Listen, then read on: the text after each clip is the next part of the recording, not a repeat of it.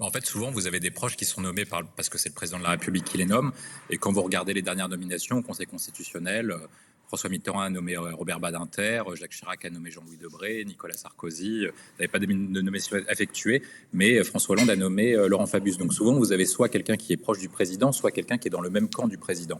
Et en fait, classiquement, vous avez toujours à peu près la même chose. Ça veut dire que le président de la République recase les proches, surtout en fin de mandat et surtout quand il est en fin de règne, pour pouvoir, pour service rendu, nommer quelqu'un.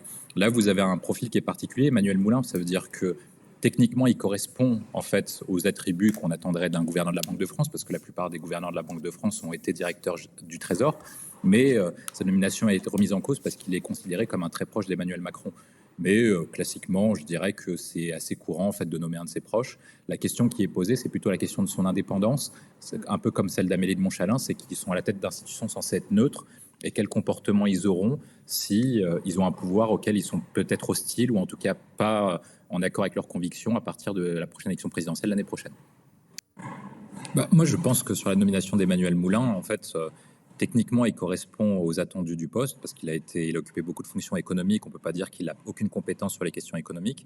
Mais ensuite, après, le rôle qu'il aura, tout dépendra de comment il le mène.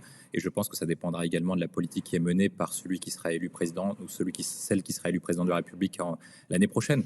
Lui, son objectif, en tant que gouverneur de la Banque de France, c'est d'assurer la stabilité monétaire et d'assurer les nombreuses fonctions qui sont dévolues au gouverneur de la Banque de France, comme l'autorité des marchés, etc.